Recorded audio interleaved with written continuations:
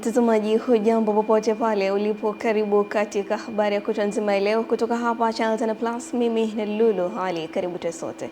Serikali ya Jamhuri ya Muungano wa Tanzania chini ya uongozi wa Mheshimiwa Daktari Samia Suluhu Hassan, Rais wa Jamhuri ya Muungano wa Tanzania, inaendelea kuimarisha juhudi za kuhakikisha kuwa masuala ya uendelevu wa mazingira yanapewa kipaumbele katika ajenda ya maendeleo ya taifa. Ifuatayo ni taarifa kamili.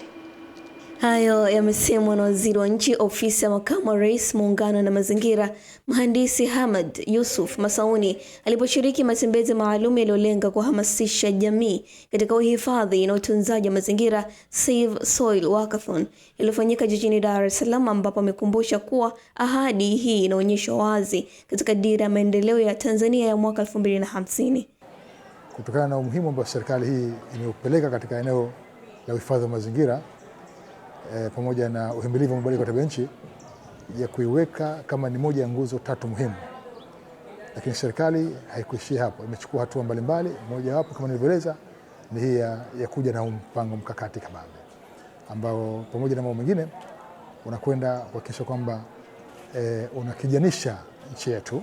Upande wake, kaimu balozi wa India nchini Tanzania, Lakshai Anand, amesema ni jambo jema kuona jamii inatambua umuhimu wa kulinda mazingira, na huo ndio msingi wa maisha ya binadamu ya kuhakikisha kila mmoja anakuwa sehemu ya kutunza mazingira. Witness this beautiful morning. Ni jambo jema kuona jamii inatambua umuhimu wa kulinda mazingira, na huo ndio msingi wa maisha ya binadamu na kuhakikisha kila mmoja anakuwa sehemu ya kutunza mazingira. Na hatuna budi kuendelea kuhamasisha jamii kutambua mchango mkubwa wa udongo katika maendeleo ya kiuchumi, kijamii na kimazingira. Save Soil Walkathon si matembezi pekee, bali ni harakati za kuhamasisha mabadiliko ya tabia na kuwajengea wananchi uelewa wa umuhimu wa kulinda udongo. Haya, serikali imeendelea kuimarisha programu ya mafunzo ya wanagenzi, ikiwa ni mkakati mahususi wa kuwajengea vijana stadi za kazi zitakazowawezesha kujiajiri na kuajiri wengine. Tupate undani wa taarifa hii.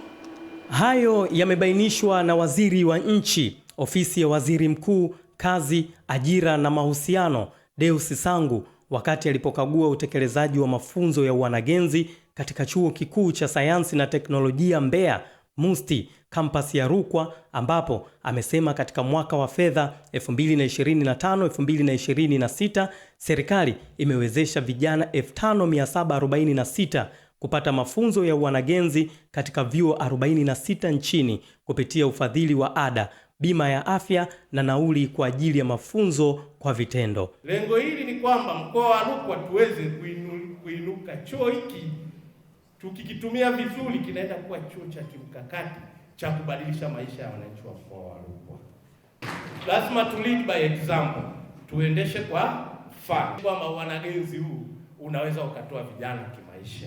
Kwa mujibu wa mkurugenzi wa ajira na ukuzaji ujuzi, Ofisi ya Waziri Mkuu, Kazi, Ajira na Mahusiano, Alana Nchimbi, mkoa wa Rukwa una vyuo viwili vinavyotekeleza programu ya wanagenzi kwa mwaka 2025-2026 ambavyo ni MUST kampasi ya Rukwa yenye wanagenzi 154 na Chuo cha Kilimo na Mifugo Laela chenye wanagenzi 120. Serikali imeona mbali zaidi, imewezesha wanagenzi wote 5746 bima za afya, lakini vile vile wamefunguliwa akaunti kwa ajili ya kuwekewa posho wanapoenda field, ambao pia wameshafungua akaunti na wanakadi za benki. Kwa upande wake, mkuu wa wilaya ya Sumbawanga, Nyakia Ali Chirukie, ameshukuru Ofisi ya Waziri Mkuu kwa kuratibu mafunzo hayo, ambayo amekiri kuwa chuo hicho kimekuwa na mchango mkubwa katika kuongeza fursa za ajira na kukuza uchumi wa taifa. Tunaomba vijana katika hili mwe tayari kufanya kazi kwa ufanisi zaidi. Lakini linaongeza nafasi ya ajira, na ndio maana liko kwa linaongeza nafasi ya ajira. Mara kwanza nilipofika hapa sikuwa najua kitu chochote, lakini kwa muda wote ambao nimekaa hapa kwa ajili ya mafunzo kuna vitu tofauti ambavyo nimejifunza ambavyo mwanzoni sikuwa ninavijua. Kenny Malila, Channel. Ofisi ya Waziri Mkuu, Sera, Bunge, Uratibu na watu wenye ulemavu kwa kushirikiana na shirika la World Vision wametoa elimu maalumu kwa kamati za maafa katika halmashauri ya wilaya Mtama mkoani Lindi ili kuwawezesha kukabiliana na maafa. Hatua hiyo imekuja huku tayari kukiwepo na taarifa za kuja kwa mvua kubwa za El Nino. Mwandishi wetu Aidan anatueleza zaidi. Kamati za maafa katika halmashauri hii ya Mtama zinakutanishwa pamoja hapa na wataalamu kutoka ofisi ya Waziri Mkuu, Sera, Bunge, Uratibu na watu wenye ulemavu pamoja na shirika la World Vision. Inawezekana kabisa tukasaidia hizi kamati, na hasa katika kipindi hiki mkuu wa wilaya ambacho tumepata taarifa toka kwa wenzetu watu wa TMA kwamba mwaka huu kunaweza kuwa na tishio kubwa la El Nino. Kwa wadau wote mmepata mafunzo, kwa likitokea jambo tutafanya kazi kwa ushirikiano mzuri.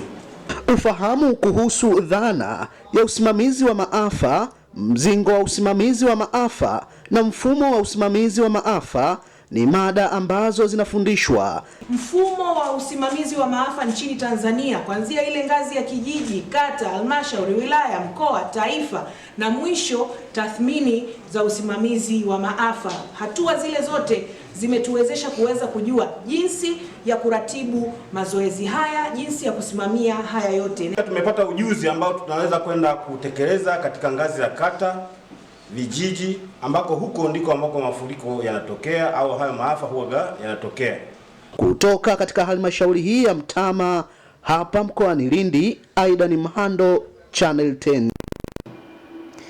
Na mtazamaji, jeshi la Ukraine limesema limezishambulia meli mbili za mafuta za Urusi katika bahari Nyeusi usiku wa kuamkia leo na kulenga kreni ya mizigo katika bahari ya Azov. Kwa mujibu wa jeshi la anga la Ukraine, Urusi ilirusha makombora 41 na droni 125 kote nchini Ukraine wakati wa mashambulizi hayo na kusababisha mtu mmoja kufariki na wengine 16 kujeruhiwa kufuatia mashambulizi hayo yaliyohusisha matumizi ya makombora ya ballistic. Kwa upande wake, Rais wa Ukraine Volodymyr Zelensky amesema sehemu kubwa ya makombora hayo ililenga mji mkuu wa Kyiv, huku mashambulizi yakiendeleza mapigano makali kati ya pande hizo mbili. Mtazamaji, tukiendelea mbele zaidi, mamlaka ya afya ya mimea na vifuatilivu TPHPA kanda ya Magharibi na nyanda za juu kusini imefanya ukaguzi maalum wa pamoja katika mkoa wa Katavi ili kudhibiti vifuatilifu visivyokidhi ubora, hususan vya kuhifadhia mahindi katika kipindi hiki ambacho wakulima wamevuna na wako kwenye hatua za kuhifadhi. Rose Chapewa anatueleza zaidi. Katika ukaguzi huo maalum ambao umefanyika manispaa ya Mpanda mkoani Katavi, maafisa wa TPHPA wamebaini baadhi ya wafanyabiashara wanauza viuatilifu vya kuhifadhia mahindi ambavyo havina ubora, hususan kiuatilifu cha Lindust ambacho kinadaiwa kughushiwa na kufanana na kiuatilifu cha Shumba chenye ubora, hali ambayo inadhoofisha mapato ya serikali, kutishia usalama wa chakula na uchumi wa mkulima. Serikali inapata hasara kubwa, tena sio kidogo, kwa sababu mkulima anahitaji ahifadhi mazao yake pale bei inapokuwa nzuri aweze kuuza kwa bei nzuri na serikali iweze kupata mapato yake ambayo ni stahili. Matokeo yake mkulima anahifadhi kwa muda mwezi mmoja, tayari mazao yameshapekechuliwa na wadudu na tayari ubora unapotea. Wafanyabiashara wote hawa tayari wamepatiwa mafunzo na TPHPA. Kwa uzembe huo alioufanya, atachukuliwa hatua stahiki kwa mujibu wa sheria ya afya ya mimea. Nimezungumza na mmoja wa wafanyabiashara ambaye TPHPA imebaini anauza kiuatilifu cha kuhifadhia mahindi ambacho hakina ubora. Mimi bidhaa ni mtu muuzaji alipita mitaani. Baada ya kupita mitaani akaniletea hapa nikainunua. Kutoka hapa Katavi, mimi ni Rose Chapewa wa Channel 10. Naam, shukrani sana Rose Chapewa kwa taarifa hiyo. Maelfu ya watu wamekusanyika mjini Addis Ababa nchini Ethiopia kushiriki maandamano ya kuunga mkono serikali na kupinga madai ya kampeni ya mamlaka katika eneo la Tigray kuwasajili kwa lazima vijana kupigana vitani. Serikali ya Ethiopia pamoja na baadhi ya vyombo vya habari vya nchi hiyo zimeshutumu chama cha kisiasa na kundi la kijeshi lenye itikadi ya mrengo wa kushoto TPLF kwa kuwalazimisha raia wa Tigray kwenda Sudan, ingawa bado hakuna ushahidi uliotolewa kuunga mkono madai hayo. Mabango yaliyobebwa na waandamanaji yalikuwa na ujumbe uliosoma serikali ya Ethiopia lazima itimize wajibu wake na kuwalinda watu wa Tigray, na pia sitisheni kuwasafirisha wapiganaji kwenda Sudan. Huku mmoja wa waandamanaji amesema kundi la TPLF linawalazimisha vijana wa Tigray kujisajili kwenye makundi ya wapiganaji na kisha wapeleka Sudan kupitia Eritrea, jambo alilosema linawaweka katika hatari ya vita. Mtazamaji, kijana mmoja mwenye umri wa miaka 27, mkazi wa kata ya Ilembo, halmashauri ya manispaa ya Mpanda, wilaya Mpanda, mkoani Katavi, anajulikana kwa jina la Ramadhan Shana Selemani, amekamatwa na wananchi kwa tuhuma kuiba nyaya za shaba katika transformer inayomilikiwa na shirika la umeme Tanzania TANESCO. Mwandishi wetu Pasco Emmanuel Katona anatueleza zaidi. Tukio hilo la wizi limetokea katika kitongoji cha Kamguju, kata ya Kabungu, halmashauri ya wilaya ya Tanganyika, ambapo kwa mujibu wa mashuhuda wamesema kuwa tukio hilo awali mtuhumiwa alianza kutenda tangu tarehe 15 mwezi huu na kisha kuwekewa mtego wa namna ya kumkamata. Nikawa mimi nimeenda Isima. Narudi tarehe 15 nikakuta akasema kwenye nani umeshatolewa nani nyaya hizi. Tukakaa tu hivyo ndio leo tena imetokea kama hivyo. Nikaamka na silaha yangu, fimbo kama kawaida. Basi tunatoka kule tunanyemelea huku. Tulikuwa wangapi? Tulikuwa watu tu kama watano, wanne. Wengine wakapita huku, tukabaki kwa pale barabarani. Kusudi kwamba kishuka hapa anaweza kafuata barabara. Upande wake mtendaji wa kata ya Kabungu, Ziada Mhande, na mwenyekiti wa kitongoji cha Kamguju, kata ya Kabungu, Ramadhani Selehe Katabi, walikuwa na haya ya kusema.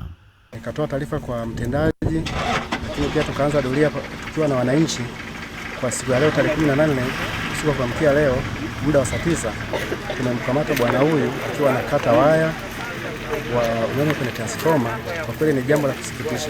Kitendo hichi kimekuwa kitendo ambacho kinajirudia mara kwa mara. Tarehe 15 mwezi wa 7 kuna mwananchi ambaye alikimbizwa na wananchi ambao ni wananchi wema, alikuwa anajaribu kutoa nyaya za umeme kwenye transformer.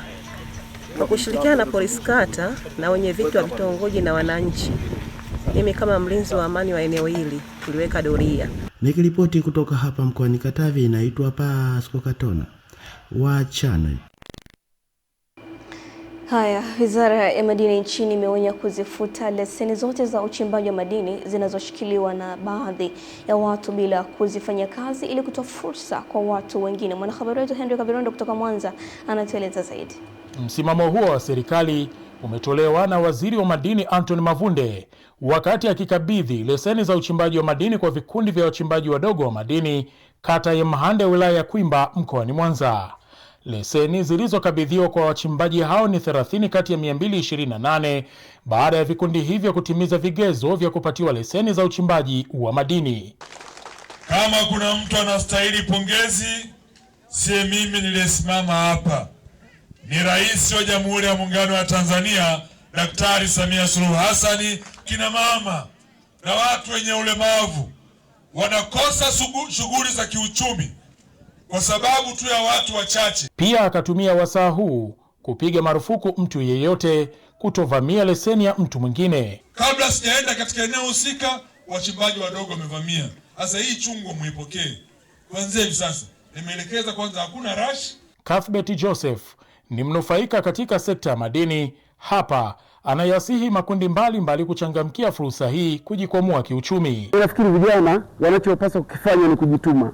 Ni kujitoa, kujituma, kuna kuanguka, kuna kupanda, kuna kuanguka, kuna kupanda, lakini kwenye uchimbaji hasa tunachotegemea ni kupata. Kwa ufunguzi wa leo huu utasababisha kuleta maendeleo katika Mwanza yetu. Rais wetu Dr. Samia Suluhu Hassan kwa kufanya maamuzi magumu ya kuanzisha huu utaratibu na mpango wa kuwagawia maeneo wachimbaji wadogo wadogo. Wachimbaji wadogo katika sekta ya madini nchini wanachangia 40% ya pato la taifa. Hivyo wizara imefungua fursa hiyo ili kuwawezesha wachimbaji hao kuchangia zaidi ya wastani huo, ikiwa ni pamoja na kujikwamua kiuchumi. Henry Kavirondo, Channel 10, Mwanza. Kanisa la Free Pentecostal Church of Tanzania EPCT mkoa wa Singida kwa kushirikiana na taasisi ya Hope Runners ya nchini Denmark wamezindua kampeni ya watoto wenye ulemavu kupata haki ya kupata elimu kwa watoto wengine kupitia bonanza la michezo mbalimbali ikiwemo mpira wa miguu, mpira wa kikapu pamoja na mpira wa pete. Ifuatayo ni taarifa kamili.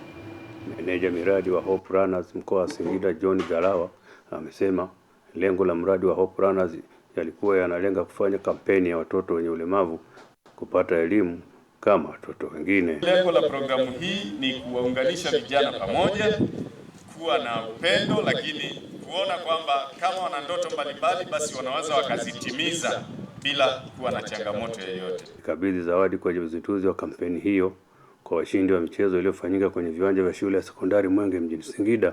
Makamu mkuu wa shule ya sekondari Mwenge, Mwalimu Gift Mremi, akazitaja faida za michezo hiyo. Mimi nishukuru kwa programu hii, lakini ombi langu moja tu kwamba programu hii iwe endelevu. Tuna ushirikiano na International Aid Service na inafadhiliwa na Center for Church-Based Development CKU. Nikiripoti kutoka mkoa wa Singida, maana mchezo wako kiungo mstaarabu Jumbe Ismail Wachani. Naam, taasisi ya Wazee Jasiri Organization ya jijini Dar es Salaam imewapongeza Watanzania kwa kuendelea kudumisha amani, umoja na mshikamano na kukataa vishawishi vya kuvuruga amani. Taasisi hiyo pia imepongeza maridhiano yaliyofikiwa visiwani Zanzibar kati ya CCM na chama cha ACT Wazalendo ambayo yanakwenda kuunda serikali ya umoja wa kitaifa. Wakizungumza jijini Dar es Salaam, viongozi wa taasisi hiyo wamesema Tanzania wamejifunza na wanaendelea kujifunza madhara ya kuvurugika amani. Aidha, wazee hao pia wamempongeza Rais wa Jamhuri ya Muungano wa Tanzania Mheshimiwa Daktari Samia Suluhu Hassan na Rais wa Zanzibar Daktari Hussein Mwinyi kwa jitihada zao za kuendelea kuunganisha Watanzania. Tupate kusikiliza. Kwa sisi Wazee Jasiri Organization, baada ya kupitia muda mrefu na leo kama wiki moja toka baada ya jambo lilokuwa limekusudiwa, nchi imeendelea kuwa shwari. Kwa hiyo kibusara Waswahili husema kila jema hupongezwa. Iko haja ya kuwapongeza Watanzania, kuwashukuru kwamba wamekuwa watulivu na mpaka sasa wanaendelea na shughuli zao. Kwa hiyo leo kusudio letu kubwa ni kutoa shukrani za dhati kwa Watanzania juu ya utulivu na amani inayoendelea. Sasa tunatoa ombi kwa shukrani hizi, hali hii iendelee hivyo hivyo. Kwa hiyo tunawapongeza kwa dhati kabisa Chama cha Mapinduzi na chama cha ACT Wazalendo kwa kukubaliana kwamba sasa Zanzibar iendeshwe na serikali ya umoja wa kitaifa kama katiba inavyosema, lakini amani na utulivu iendelee kudumu. Kwa hiyo tunampongeza Rais wa Jamhuri ya Muungano wa Tanzania, tunampongeza Rais wa Zanzibar Dr. Hussein Ali Hassan Mwinyi kwa fikira zao na uvumilivu wao katika mambo yanayohusu migogoro. Kutakuwa na mambo mengi, lakini viongozi wao wamekuwa watulivu mpaka wamefikia pale walipofikia. Kudai haki kupo tu, kuna namna nyingi sana za kudai haki. Lakini ili mradi unataka kudai haki isiwe sababu ya kuvuruga amani. Amani yetu ni tunda la kudumu ambalo tungetamani wote tulione linadumu, kwa sababu hakuna ambaye yuko tayari kusema mimi nataka watoto wangu wafe kwa sababu mimi nadai amani. Isipokuwa tunachochea kwa sababu kuna wakati tunadhani watakaokufa ni watu fulani fulani, lakini wengine tutabaki salama. Mapambano yana kawaida, wakati yanapoanza unaweza kuhisi yanabagua watu, lakini yakishika hatamu mapambano huwa yana sifa kutokubagua watu. Yoyote aliyokuwemo na asiyekuwemo atakuwa miongoni mwa watakaoingia. Mtazamaji, taarifa hiyo inatupa wasaa kwenda kupata mapumziko mafupi. Nikirejea hapa na kuja kukupasha katika upande wa michezo na burudani. Endelea kusalia nasi. Mimi ni Lulu Ali na hii ni Channel 10 Plus.